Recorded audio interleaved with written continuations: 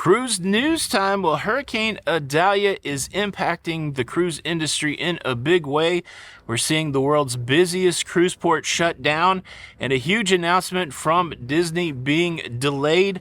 Also, can you imagine there is still one spot in the world that has COVID protocols when it comes to cruising? Well, not anymore. And Galveston, the sweetheart cruise port of Texas, is celebrating a huge milestone. And all has been revealed for those drink package gamblers. We know what the discount's going to be for those who took advantage of the glitch. Cruise news and my views. Let's talk about it.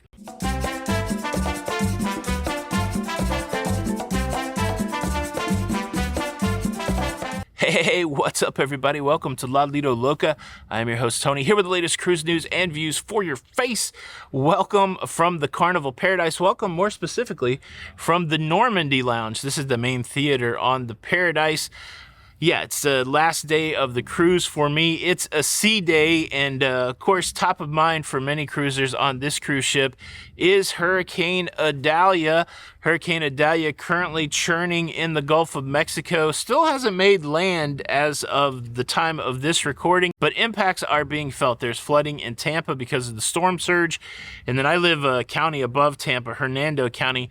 We're still waiting to see how the storm will impact our area. It does seem like it's going to go north of where we live.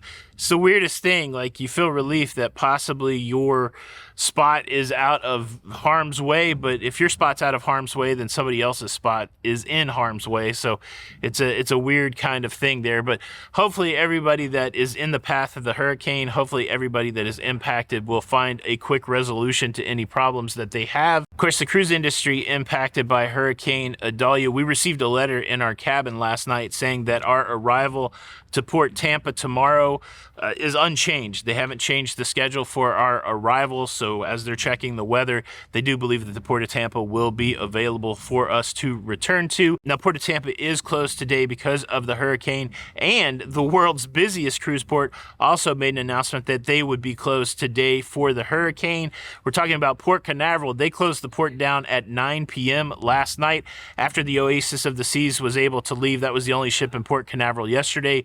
Oasis of the Seas got on her way, and they shut down Port Canaveral. And while the closing came with the language that they will be closed until further notice, it is anticipated that they will reopen tomorrow. The MSC Seaside, which we were docked next to yesterday in Nassau, they have to return to Port Canaveral tomorrow. So depending what the storm does over the next 24 hours, we will have some idea of what the disposition of the Port of Tampa and Port Canaveral is. But the anticipation, the prediction is that both of those ports will be open to receive our cruise ship tomorrow and the MSC Seaside in Port Canaveral.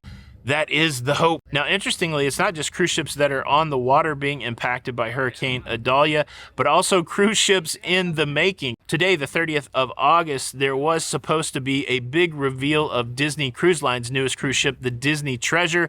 It was going to be a virtual reveal. Everybody was going to gather together on the internet, and they were going to, do the hurrahs of the brand new cruise ship in a video format, a live streaming format. But because of everything that's going on with Hurricane Idalia, they've decided to move that to next week, Tuesday, September the 5th at 11 a.m. So if you're anticipating seeing the big reveal of the Disney Treasure today, you got to wait a few more days. I think that's a solid move by Disney to give some time for this hurricane activity to clear out and not be a distraction as they're trying to reveal their new cruise ship. Now, certainly it's pretty normal for bad weather to have an impact on the cruise industry, but one thing that had a huge impact on the cruise industry that was completely unexpected was the shutdown and the protocols that came following COVID in 2020 and 2021. And you may be surprised to know that until today, there was still one country that had protocols related to COVID, still had a vaccine protocol, still had a masking protocol.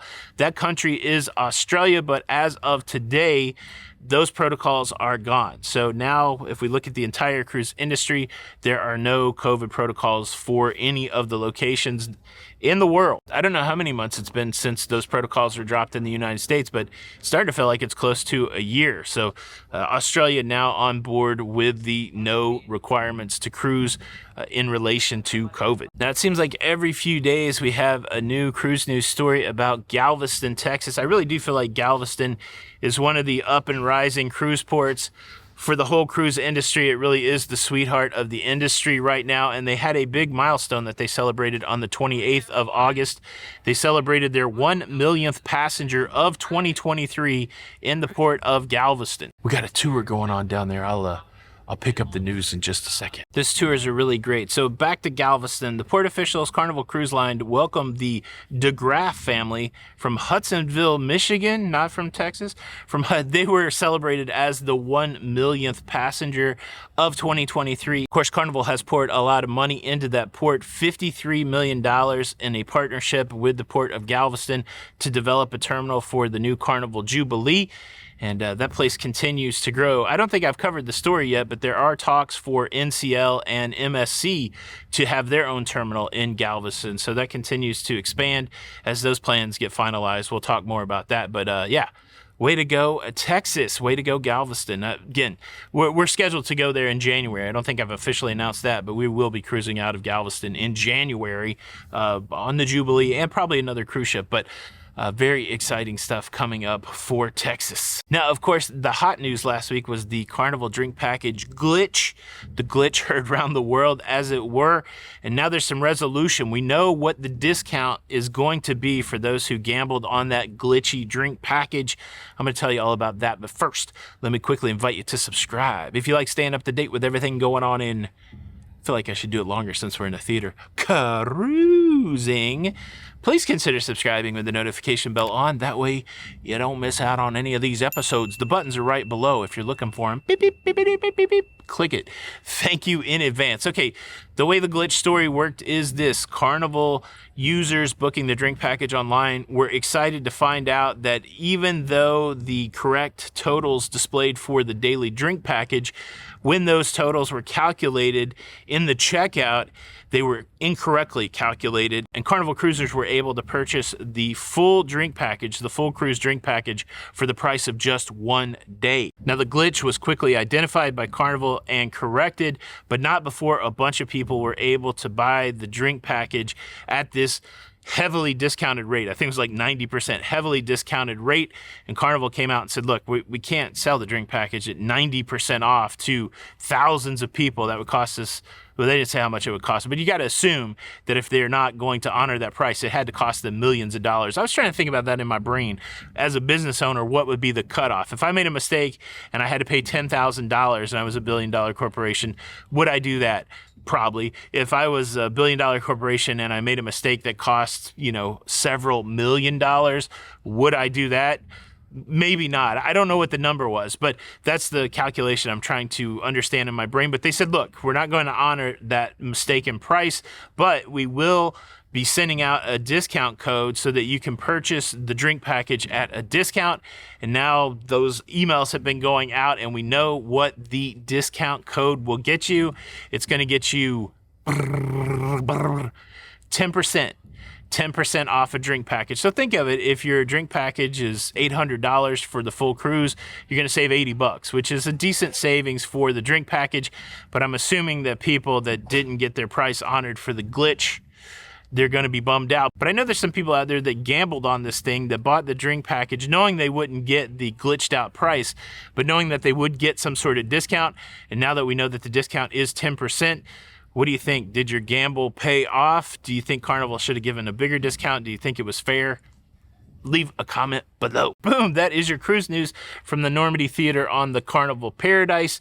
We've got this last sea day, and then we'll be back to Tampa tomorrow to see what's happened with the hurricane.